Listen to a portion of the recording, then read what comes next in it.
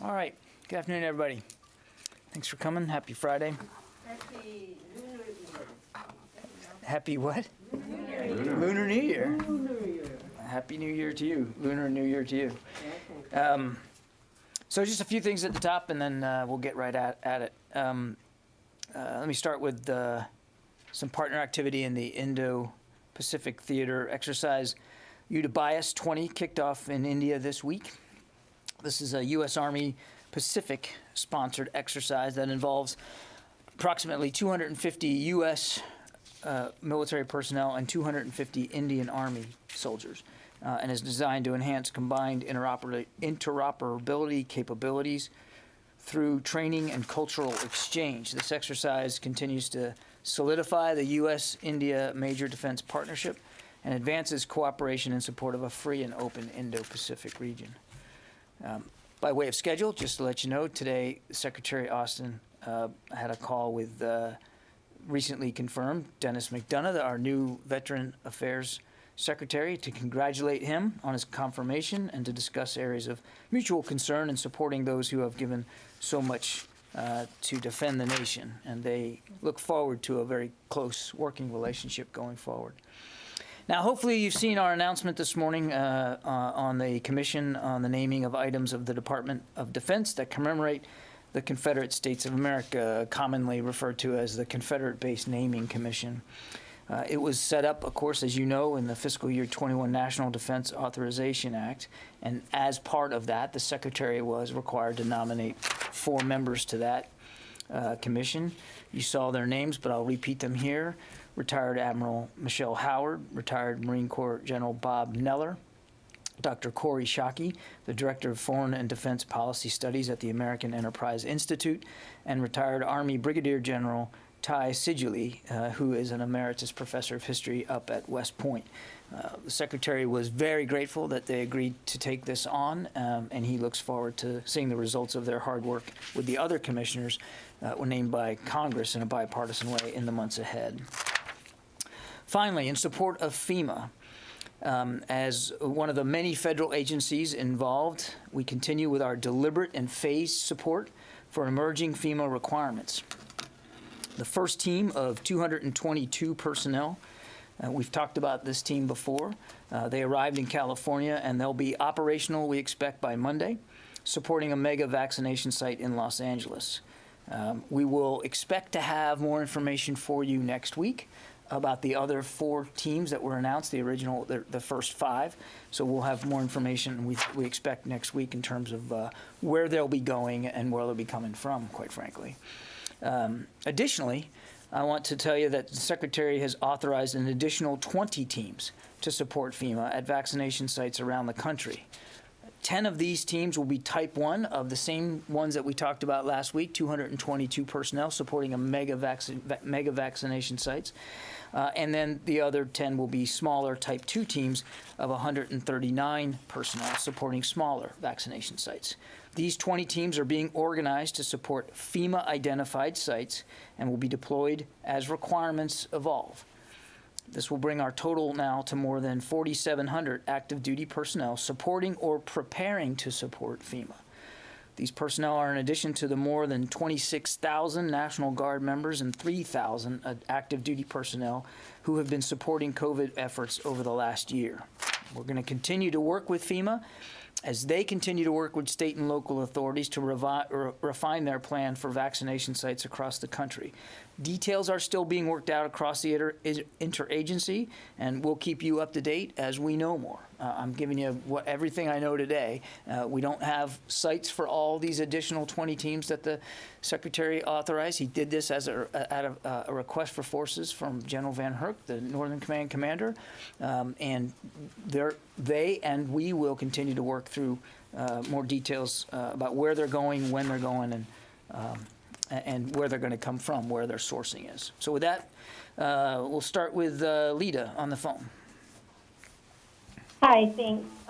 One quick follow-up on the FEMA announcement and then a second question. First, on the FEMA teams, do you expect that the bulk of these will be active duty? Other Guard officials have already said that that's their expectation. But will these mostly be active duty?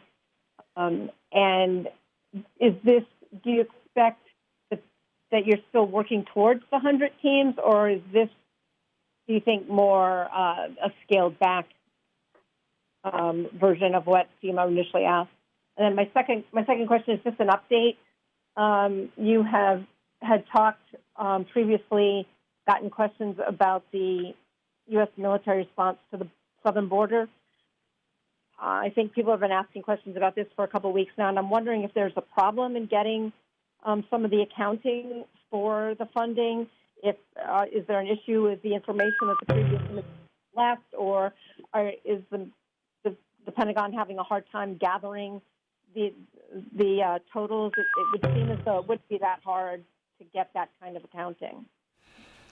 Let me start with your first two, Lita, and I'm not quite sure I completely understand your second question. But so you asked if they're all going to be active duty. We expect that. Again, the sourcing isn't complete, but I would expect that certainly many of these teams will be sourced out of the active component. But again, the sourcing is not complete, so I don't want to get ahead of decisions right now, sourcing decisions. You asked if this was,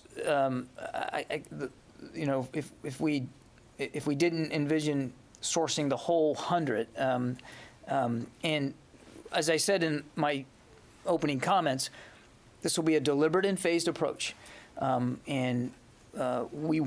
we're trying to do is to make sure that when FEMA has identified sites, that we are properly poised and ready to support those sites. And the Secretary believed, after consulting, of course, with the chairman and with the NORTHCOM commander, that authorizing another tranche of 20 teams to put them on a prepare to deploy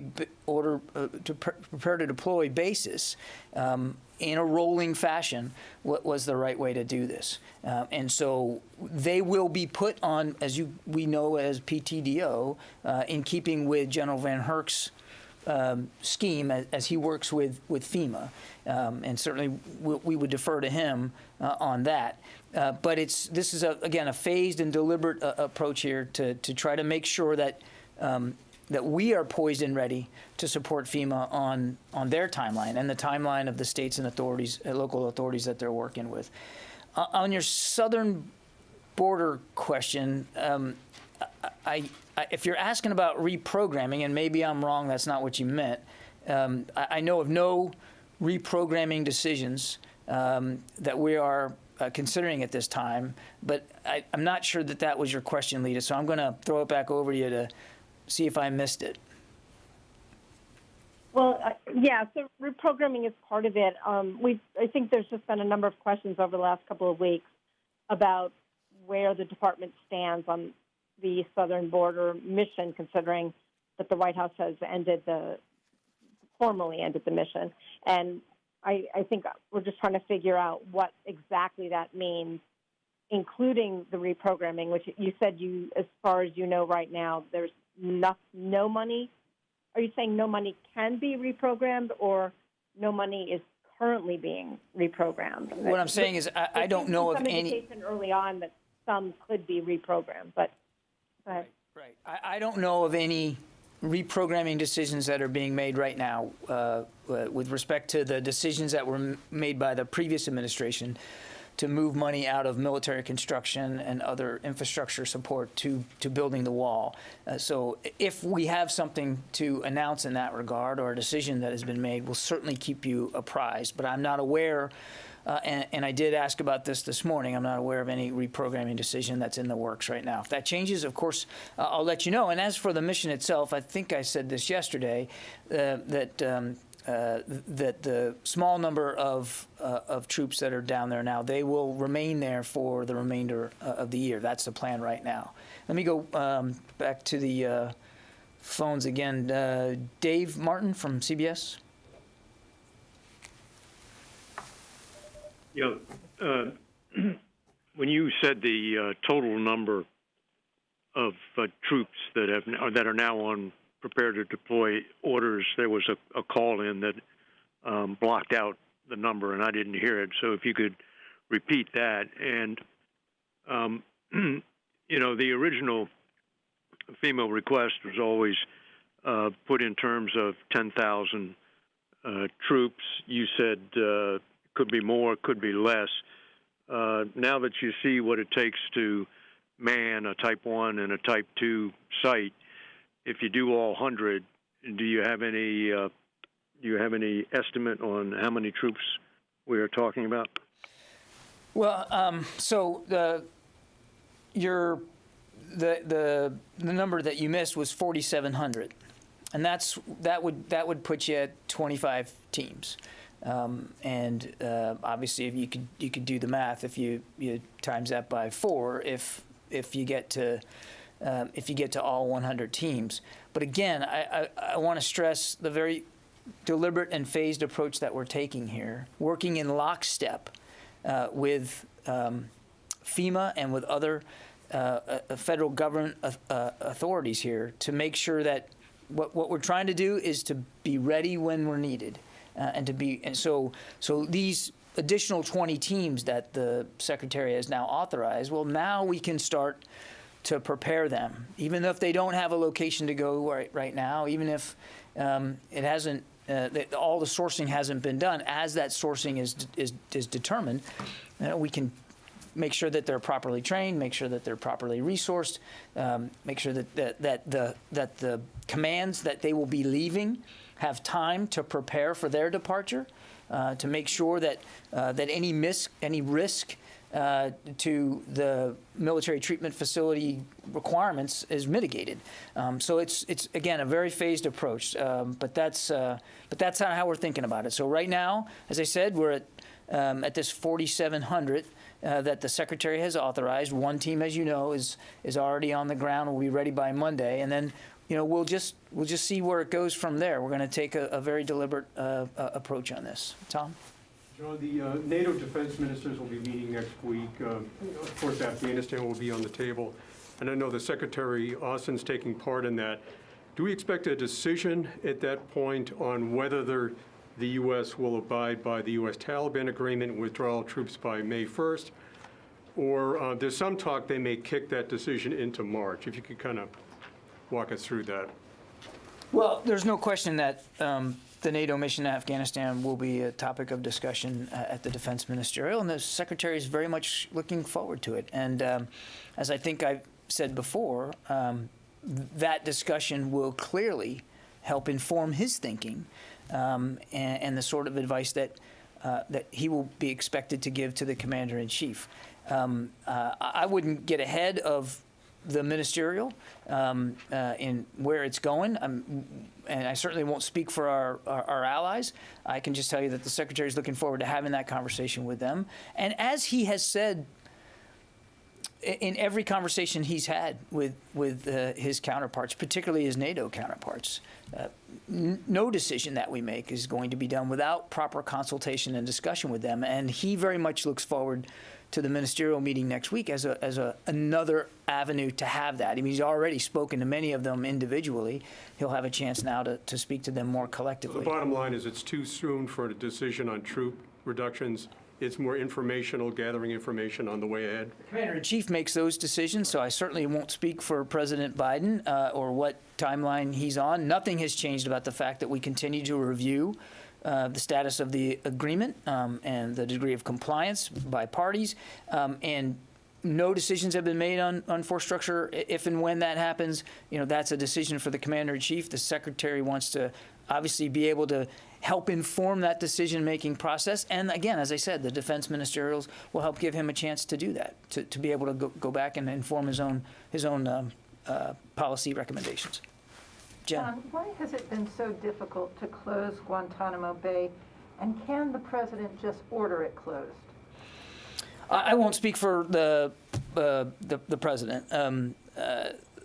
Your question about why it's been so difficult, I mean, there's a lot of factors there, Jen, including the process of making sure we are properly holding detainees accountable, and there's a military commission process that is in place to do that. You have seen in the past where some detainees have been transferred to third-party countries after, giving security guarantees and assurances. So it's a multi-tiered effort to make sure that we are protecting our national security interests, but also, applying and subscribing ourselves to proper accountability and the rule of law. But I guess just the follow-up is, why does the president want to close Guantanamo Bay? Why would the Pentagon... I will not and cannot speak for the president from this podium. What I can tell you is that the secretary believes that Guantanamo Bay detention facility should be closed. He fully supports the administration's desire to do that, and he fully expects to be a partner in the interagency process and discussion as that goes forward. I got to go back to the phones. Sorry. I want to make sure that I'm not forgetting this. Idris. Thanks for that, John. So going back to FEMA and COVID, I understand it's going to be a phased and deliberative approach. But given that we're a few weeks into this, and only I think it's 1,000 troops have moved out or are about to move out, and it'll be up to 4,700. Is there a bottleneck somewhere where either FEMA or the states aren't ready to accept the troops, or what's taking so long for them to actually get onto the ground and start doing this work, which I think the administration has said is a priority? And then I have another separate question. Well, it's a complicated process, Idris, and again, we are supporting FEMA. We are very much in a support role here to the interagency, and there are lots of factors that have to be factored in as sites are considered. Proper, appropriate location, and coordination with local and state authorities about how those sites can be set up, the infrastructure that's needed, the support that's needed. I mean, it's a complicated process, and we don't want to move any faster than. We don't want to move too fast so that we're overwhelming the process or the system. That's not the goal. The goal is to make sure, as I said, that we're poised and ready the moment that a team is needed. And so it's a FEMA-led process. We respect that process, and we understand that that there's a lot that goes into this. It's not, you can't just mandate. You can't just tell a state or a city that, well, this is convention center or this is the stadium and that's what it's going to be. That has to be negotiated and worked out with them. So again, we're a full party to the process, and we want to assist as best we can. And where the secretary is, again, is to making sure that he's authorized enough teams, that we have them sufficiently ready so that when these decisions are finally made, they're ready to move out. And that's our goal. Again, we are very much a supporting element. We're not driving the process. Did you have another question, Idris? Yeah, it's actually on a similar topic because Secretary Austin's predecessors did speak with their, or the governors of different states periodically with COVID and some of the other issues. Has he spoken with any of the state governors or some of the local officials where some of the active duty troops might be going for the vaccination efforts? Not aware of any phone calls he's had specifically with local authorities. Again, we've been coordinating our efforts through FEMA. Sang-Min.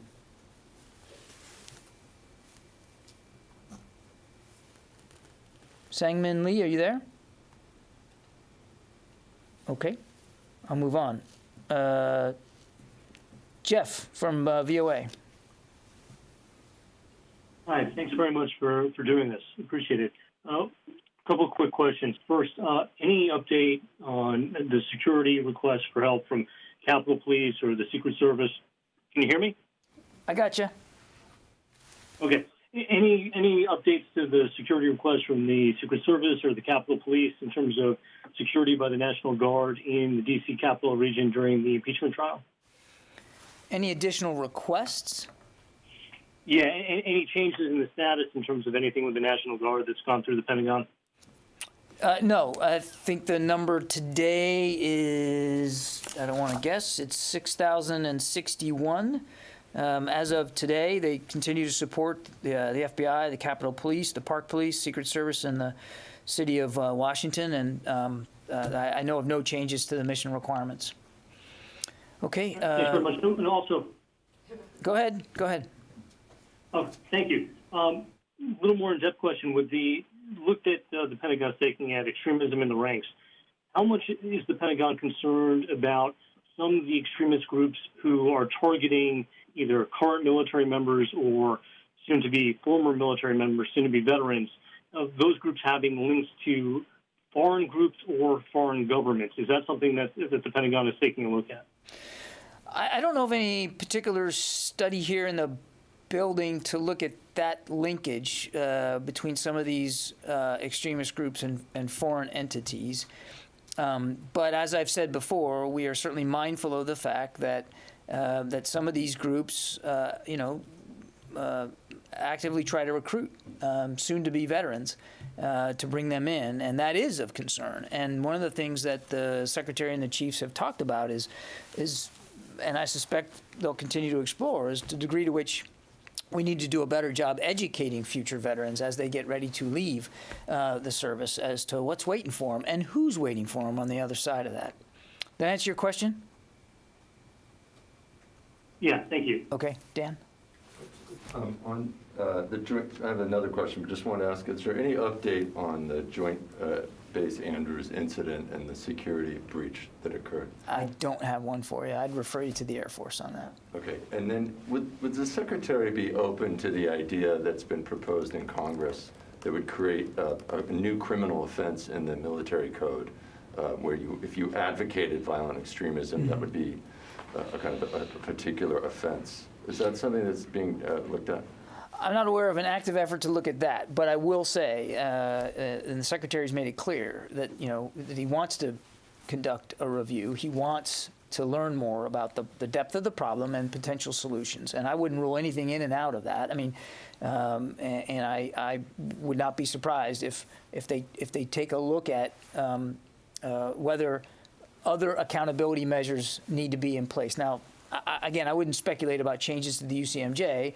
As you well know, many of the kinds of conduct and behavior that some extremist ideology inspires one to conduct, is already punishable by the Uniform Code of Military Justice. So, again, I think it's a fair question for which I don't have a very specific answer other than to say the Secretary wants to be open-minded as we begin to explore this problem and to get our arms around it. Could I just go one on Asia? Sorry, I have you. Obviously, over time, the U.S. has deployed more forces, more assets into the Pacific to counter China. Do you see that as a trend that will continue, and that the Secretary, when he's looking at this posture review, will take into account the importance that the administration places on the Asia-Pacific region strategically? If you watched his confirmation hearing, you'll see how seriously he considers the pacing challenge that China poses. I would not get ahead of the global force posture review. It's one of the reasons it's so important to do it, is so that we take a fresh look as we come in at what is in the Pacific, what is the footprint, both fixed and rotational, and what's the health of our alliances and partnerships there. In other words, from our perspective, are we doing enough? And then he'll make force structure posture decisions based on that. So again, I wouldn't get ahead of that. I'll go back here, Megan.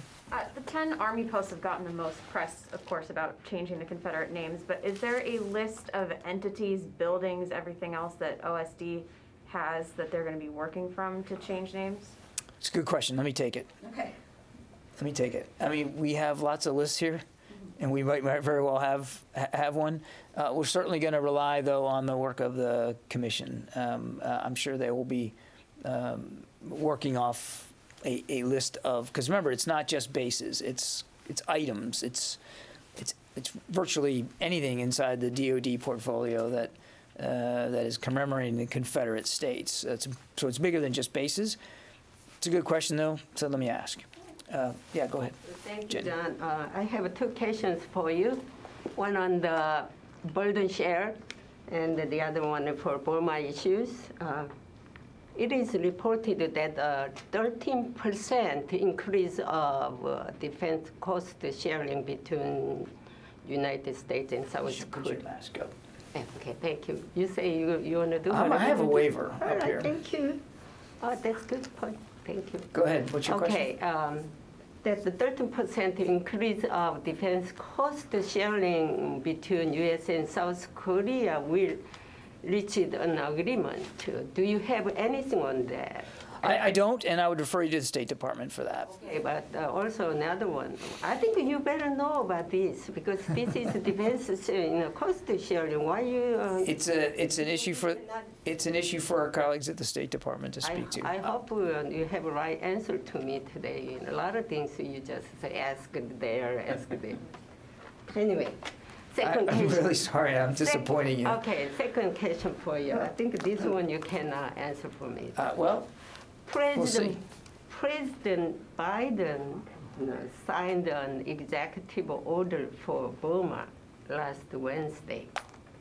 What military sanctions were included in this executive order? Again, that is a better question for our colleagues at the State Department. But just to reiterate, that U.S. military interactions with Burma are heavily constrained by law, including statutory restrictions on military assistance due to Burma's human rights record. The United States does not have foreign assistance programs that directly benefit the Burmese military as an institution, and our minimal interactions have supported humanitarian response capability and human rights. And as President Biden made clear, the reversal of Burma's democratic transition will necessitate an immediate review of our sanction laws and authorities, followed by appropriate action. Do you have individual military sanctions like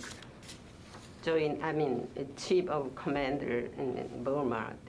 He got some against from For specific sanctions, you're going to have to go to my colleagues at the State Department. Thank you. Was that an acceptable answer? Also a little bit, not quite like this is like a. In my book, a little bit's okay. That's a success for me. If I can get halfway there, I win. That's your job. You ask for military issues. And I answered you on military issues. All right, thank you very much. But there are some things that's not appropriate for me to talk to here. 60%. 60%? All right. For me, that's an A. I am graded on a curve.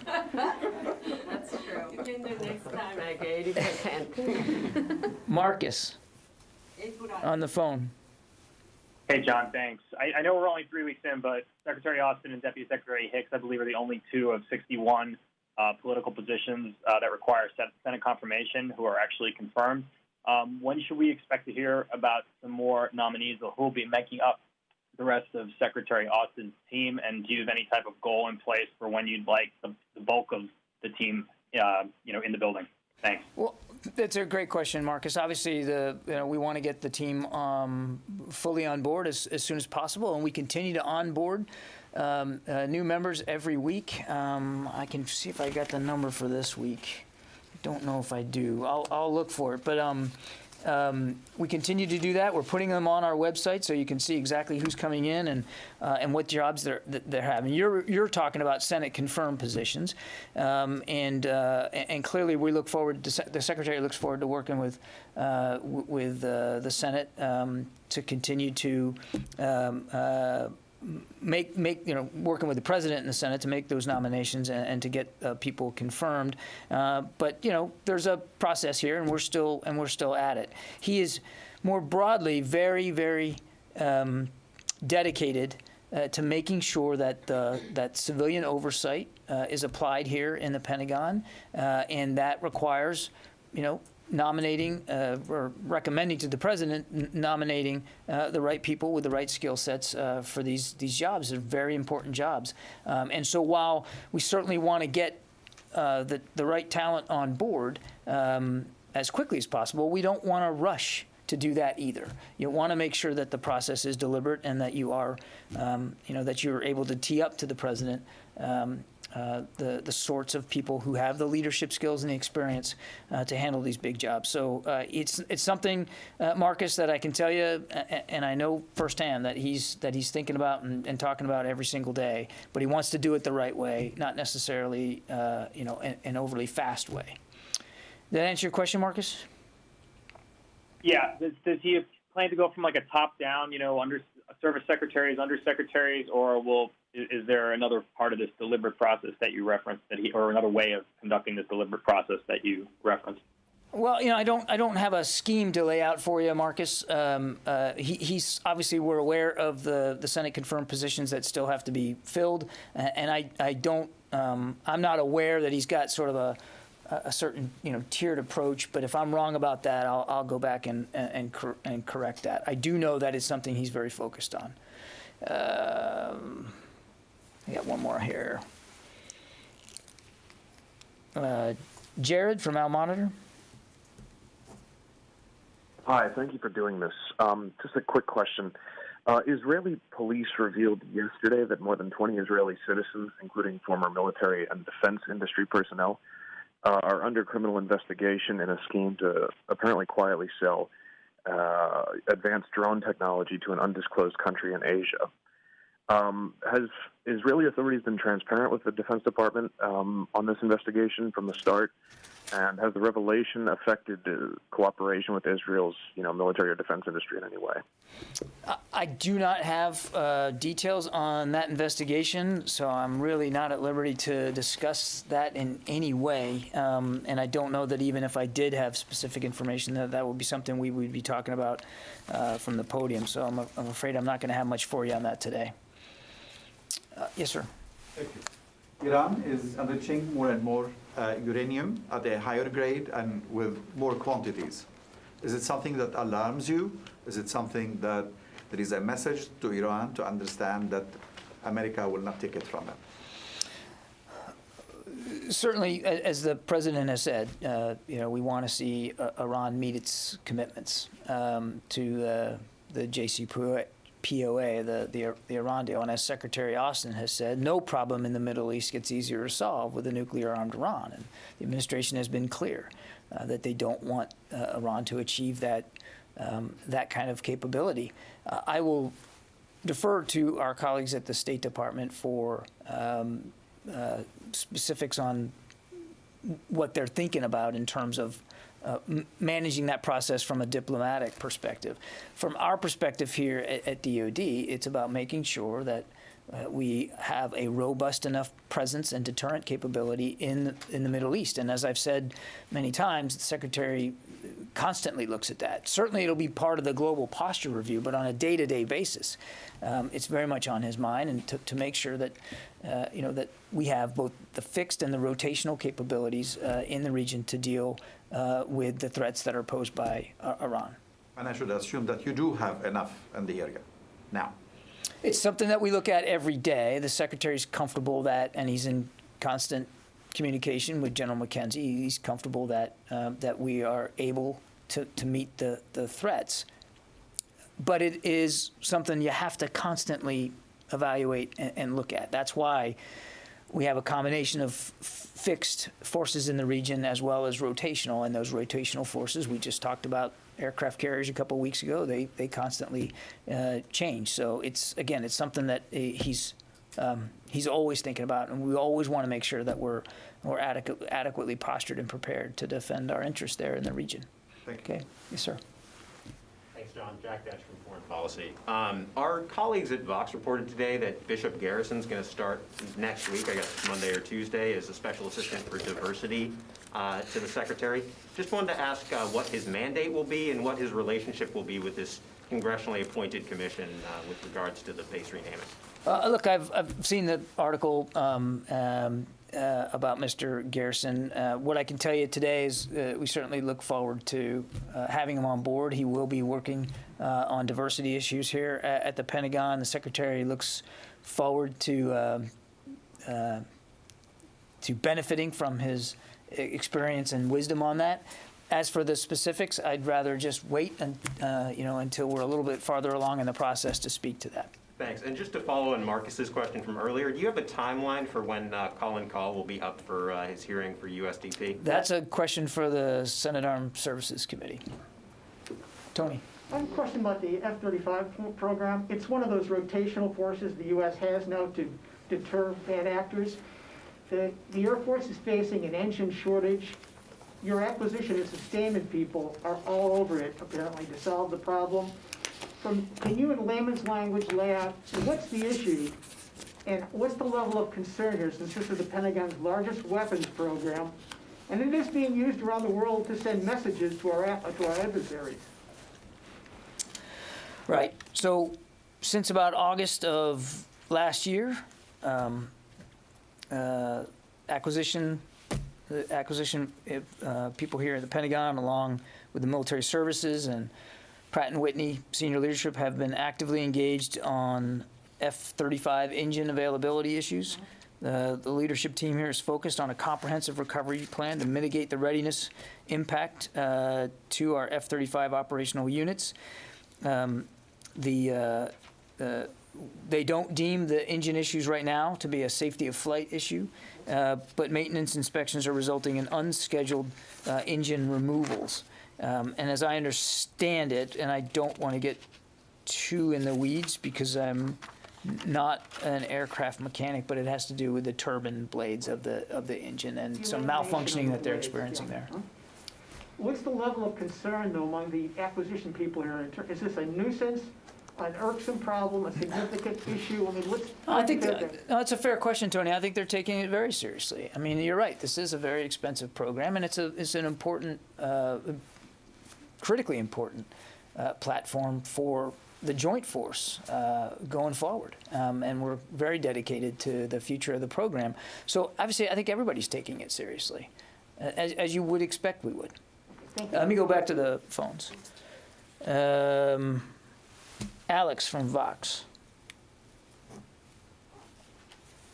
Hi, thanks for taking the question. Jack asked most of it for me, so that was very kind of him. But I guess I would add, is Bishop's position going to satisfy the Chief Diversity Officer position that is mandated in the FY21 NDAA? Thank you. Yeah, again, I would. I'd like to defer on specifics about Mr. Garrison until until we're a little farther along in the process. Again, not going to dispute the reporting that you did, but I'm just not able to get into too much more detail. Obviously, he'll be working on diversity issues. The Secretary is very much looking forward to getting him on board, and we'll certainly have more detail about what his role will be as we get a little closer. Abraham, Washington Examiner. Thanks for taking my question, John. First off, you've spoken a lot recently about the vital importance of Saudi Arabia as an ally or as a partner in the region. But does Secretary Austin have any plans to speak to his counterpart in Saudi Arabia, or for that matter, Israel? The White House has said that President Biden doesn't have plans to speak to leaders of those countries. So that's my question. And then I have another question about Space Force, if I may. On the Saudi question, I mean, there's no question that the Secretary views Saudi Arabia as a critical partner against terror in the region. And as we've said before, we're going to continue to meet our security commitments and helping our Saudi partners with the defense of their borders and their country. We're committed to that. I don't have any calls, advance calls to announce today in terms of his individual outreach, but nothing has changed about our commitment to helping Saudi Arabia defend itself. Sorry. Your second question? Also Israel. Is there a call with Israel scheduled? And then I have a Space Force. Again, I don't have any advance calls to announce. I tend to prefer to do it after we're done on the phone, because sometimes it's hard to get two leaders to coordinate their schedules. So I don't have any advance calls to announce to you today. Barb? Great. And on Space Force, has the Biden administration directed DOD to make any changes or given any guidance for the continued rollout, stand-up of Space Force? And thank you. have we given, can you say that one again? Sure. Has the Biden administration directed the Department of Defense to make any changes or given any guidance for the continued rollout and standing up of the Space Force? I think you saw a statement from my White House colleague Jen Psaki a week or so ago, reiterating the full support of the Biden administration for the Space Force. And the Secretary obviously is in full support. I know of no changes to either that support or to the continued progress of the Space Force in terms of advancing their recruiting, their retention, their capabilities. They're a full player on the Defense Department team, and the Secretary looks forward to continuing to work with them. Barb? Can I come back to the question of Bishop Garrison one more time? Sure. Not addressing Mr. Garrison's expertise at all, but separately, what is it that led the Secretary to so quickly decide he did not have the needed expertise within either the military or civilian structure of the department? What led him to decide he had to have outside advice on this and that he didn't have the expertise he wanted inside the Pentagon? It's a lot less about feeling like he didn't have something and much more about wanting to put a very special focus on this issue and wanting it to be led and to be, internally focused on and managed here at the department.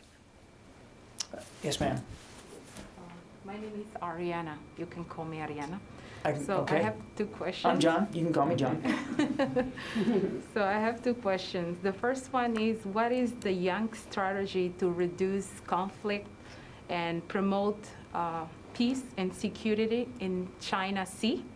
And the second one is how the Youngs intend to accelerate efforts to combat growing terrorism in West Africa and contribute more effectively to peace and stability in Africa. Well, there's a lot. You covered a lot of territory there. Did you say the Yanks? Yeah, yes. Meaning like Yankees, like Americans? Or baseball Yanks? The Pentagon. Let me put it that way. Pentagon.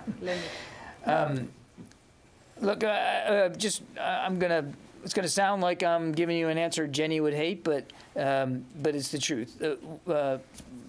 There's a lot here. The Secretary made it very clear that he believes China is the chief pacing challenge for the department. And that the Indo-Pacific region is of critical importance, not just to the United States and to our allies and partners, but to the world. And that's going to be a key factor in this global posture review that he's going to do. You have seen in just the 2 or 3 weeks that the Secretary has been in office that he's continuing to make it clear, particularly in the South China Sea, that the United States forces are going to sail and fly and operate in accordance with international law as needed to protect our security interests and those of our allies and partners. 5 of our 7 treaty alliances are in the Pacific, and we take those responsibilities very seriously. So there's a key focus on this, and I think, we just yesterday, well, actually 2 days ago when the President was here, talked about the establishment of a China task force here at the Pentagon, and Dr. Ratner was in the briefing room sort of walking everybody through the eaches of that, the components of that task force and what they're going to be doing. So there's a sharp focus on that region and China in particular. A lot of work to do, but clearly a sharp focus on it. And then as for Africa, I won't, and I don't want to get into a point where we're talking about hypothetical future operations, but we have commitments to African partners. There are significant terrorist threats throughout the continent that, again, we take seriously, and concerns that we share with many partners, not just African partners, but partners in Europe that also have forces and operate inside Africa. So again, I think you'll see us continue to focus on the counterterrorism threat that's posed, not just to people in the region, but to us here at home. I got time for one more, and then I'm really going to have to go. Go ahead. Thank you. You have a follow-up to an early one? Yes, sir. All right, I'll take you and you. Okay, I'll do you three, and then I got to go. Thank Go you ahead. very much, John. Again, Nazira Karimi, Afghan journalist. I know you don't like that. No, it's not that I don't like it, but you don't have to introduce yourself every time. Okay, but please mention my name, Nazira. Easy. Okay. Thank you. You're welcome. As you know, Taliban increased their attacks in Afghanistan. Yesterday, on UN base, 5 Afghan guards has been killed. Nobody takes the responsibility. Pentagon knows who's behind of this attack. And also the other short question, people had a expectation from President Biden that he was here yesterday. He didn't mention about Afghanistan war, although he said he is going to end that war in some of countries, like U.S. involvement, military involvement in some countries, but didn't mention Afghanistan war. If Well, you have any comment about that. I think, again, I don't want to speak for the president, but I think he's been very consistent about when he talks about ending forever wars, that certainly includes Afghanistan, and he's also many times talked about doing it in a responsible way and through a political settlement. So I think there's no question of where the commander-in-chief sits on what needs to happen long-term in Afghanistan. On your second question on the attack, certainly we decry that violence, and I don't have an update for you on accountability or attribution of it. You're right. Nobody has necessarily claimed responsibility for it, but we're going to continue to monitor that very, very closely. The violence is too high in Afghanistan. That's the bottom line, and the Afghan people are suffering as a result. And that's the important thing, and that's what we're focused on. That's why we want to get to a political settlement to end this war in a responsible, sustainable way. Ma'am? Yes, Therese Garnier with Museum. Earlier you had mentioned that there's going to be some kind of training for soon-to-be veterans, so they're not lured by extremists. But when I've spoken to veterans, one of the main concerns is that they felt unappreciated when they were getting out. It's kind of like, thank you for your service, bye, see you later. Either they've dealt with housing situations, assaults in the military.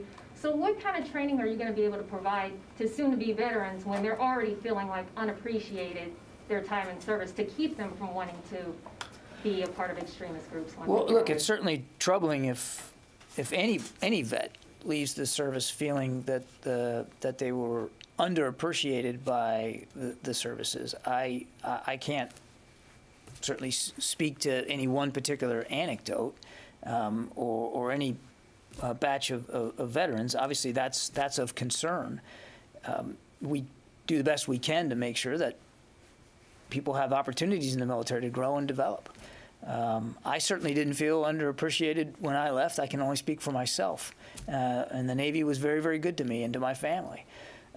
And as a vet myself, I certainly don't feel like the American people didn't appreciate my service. And I feel that they give me far too much credit for what I did in uniform. But if other vets feel differently, then that's something that certainly you would want us and we should be concerned about. And it's not necessarily about training, but we do think perhaps there is the potential for better education as vets get ready to transition into civilian life, to understand more fully what's on the other side. You know, when I got ready to retire, I had access to a terrific transition program that taught me how to apply for VA benefits and taught me how to write a resume, taught me how to dress, although it may not look it today. You look so best to dress. Thank you. So at least I made something right. Thank you, Jen.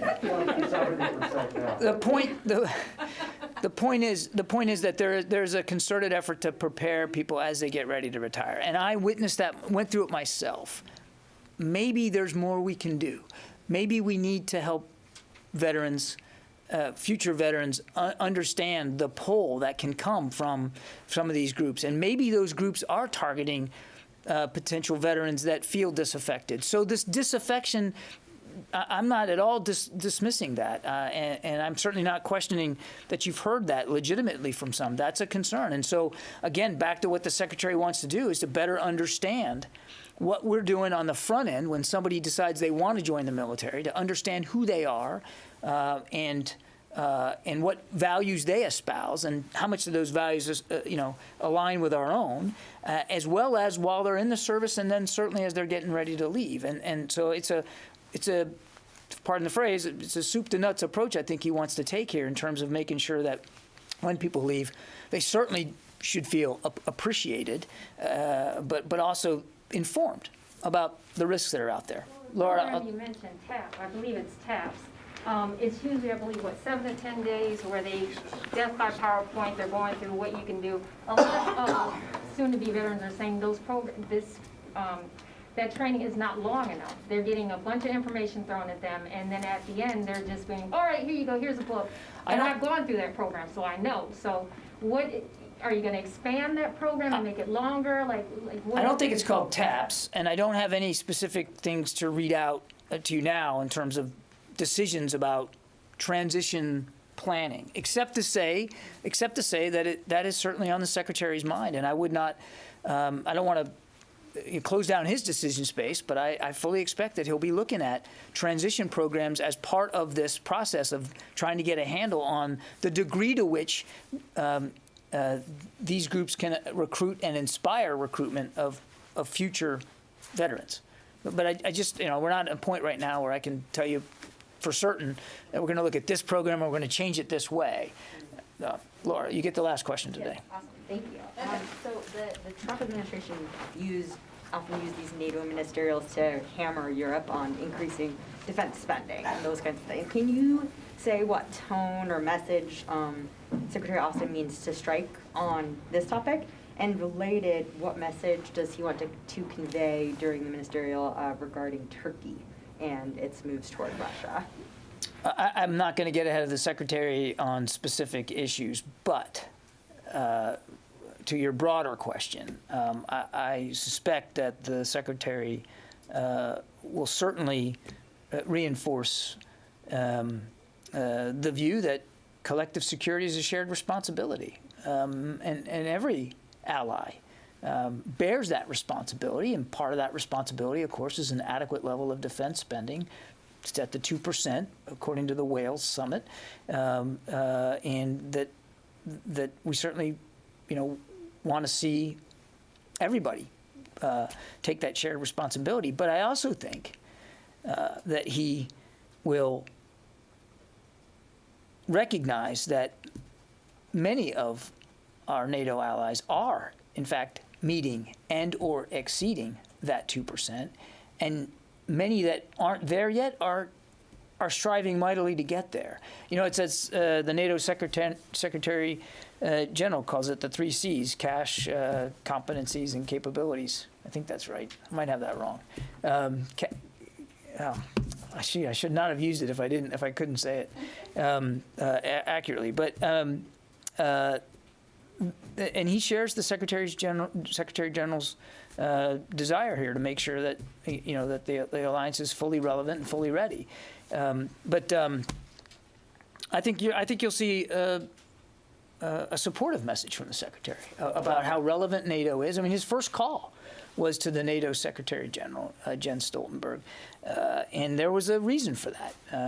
He wants to revitalize our commitment to the alliance, and I think, I think you'll see that overall, that'll be the message that he sends, that we're better when we act together, that teams make us stronger, and that collective security really is a shared responsibility, but also in our shared interests in a very dynamic world. As I said, on specific issues, that's why I demurred on you. I said I wasn't going to talk about specific issues on the agenda. I'd rather not close down his decision space on this, but I just was on your first more broad question about shared responsibility. I wanted to address that. Okay, thanks everybody. Appreciate it. John, quick follow-up on what Dan was asking. I'm sorry? A quick follow-up on what Dan was asking about extremism.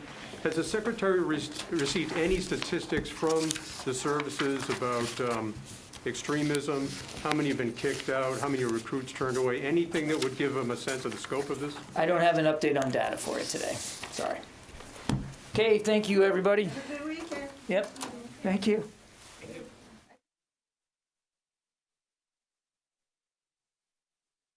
60%? Well, nobody else gets to pick what they're wearing.